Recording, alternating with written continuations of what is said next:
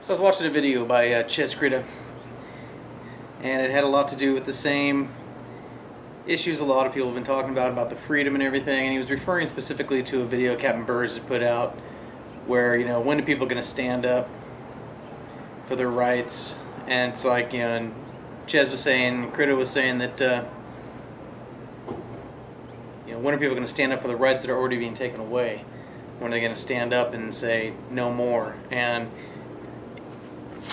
he had a good point when he talked about incrementalism, where they figured it out many years ago. They just start taking just a little bit and a little bit and a little bit. It's like the frog sitting in a pot of boiling water. Well, or sitting in a pot of water, it'll just sit there, and as you slowly heat it up, it'll just sit there, and it won't even realize what's happening to it until it's dead. Versus if you were to take that frog and just throw it into the boiling water, it'd jump right out, and it would live. And I think the politicians, they figured that out a long time ago, because they've been slowly turning up the heat on the water that we're sitting in, this melting pot, if you will, of a nation, and most of us don't even realize what's happening. Most people are just clueless as to what's happening.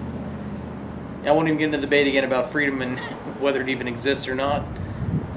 But as it exists in this country, as far as it's defined by the laws,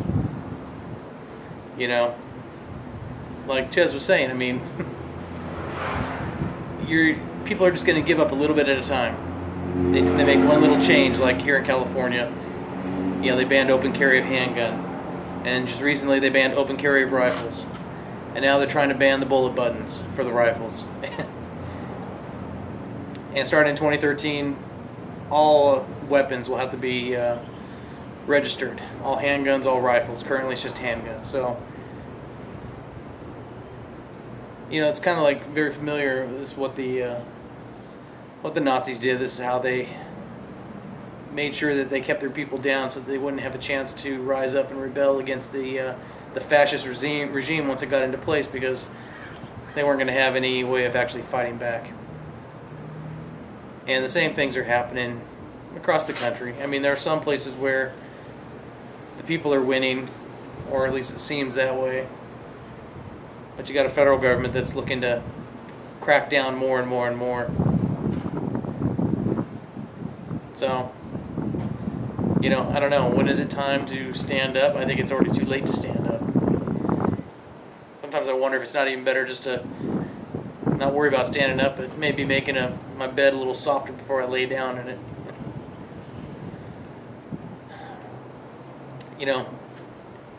Chez, you had a good point there about ChezKritta. You had a great point there about what are you going to do?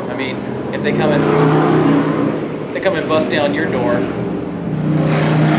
who's going to grab the gun? If Corey had grabbed his gun, what do you think would have happened? Same thing that happened to anyone else that does that. Anyone who's tried to stand up for their rights as they're being stripped away gets a boot to the head, bullet to the head, or 70 bullets to the head. So, Raw Dog had a great video. Well, not a great.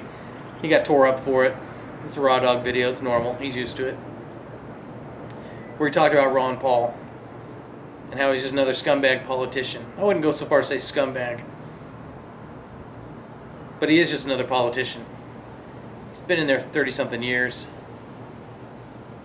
Nothing that he's fighting for has ever gotten put through. Nor would he be able to do any of those things that he talks about if he was president. But you got to think of it this way, Raw Dog. Ron Paul is a revolution. It's more than the man. The man can't do it. The man is just another politician. And he can't do it. Not at all. It's going to be up to the movement that's Ron Paul. The Paulista movement, I guess is what they call it.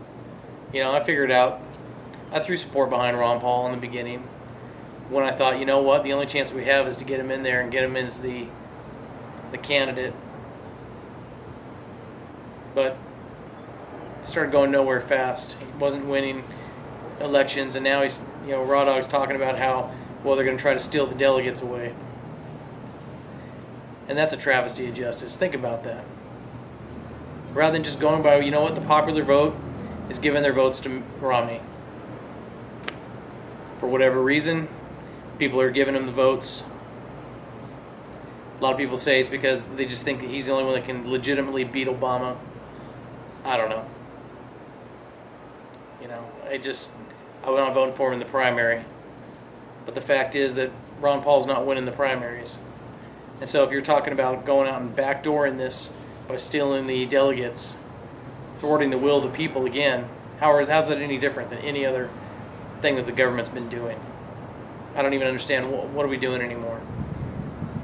And here's one thing I don't think Raw Dog was thinking about is I don't think Ron Paul should run as an independent either.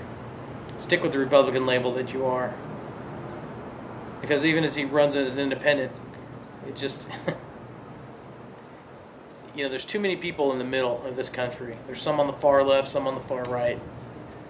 There's too many sitting in the middle. And too many of those sitting in the middle are the people that just go about their daily job, doing their thing, trying to survive, trying to put food on the table.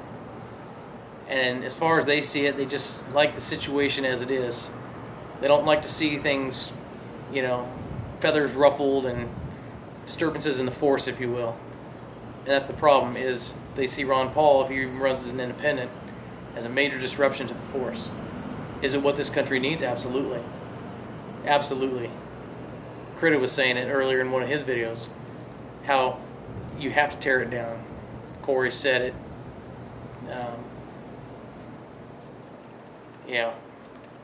We've talked about it. Freedom. And about tearing this thing down, burning it down, breaking it up. But that's not going to happen with Ron Paul running as for president. It's just not. It's a movement. And what it needs to do is maybe put his effort and his focus into creating an actual party. Not an independent party or whatever. Called libertarian, whatever. Creating a new party. And getting the backing of people behind you. People that are sick and tired of the situation as it is with the two-party system. It's the only way it's going to work. Ron Paul, the man, can't do it. He hasn't been able to do it in 30-something years. Can his son do it? Maybe. Rand Paul, he might be able to. He's young. He's got a lot of years in front of him. He's just been elected into office as a senator, so maybe he can carry it further. But it all remains to be seen. Anyway, as far as waking up and standing up for yourself, well, yeah, you can try that now. Go ahead, Burrs. You're a great guy, but let's be honest. If everyone who stands up gets beat down, the system doesn't care for people that stand up. It doesn't matter about your rights. What rights? You don't have any rights. You've given away your rights. Your rights were gone before you were born. You just didn't know it.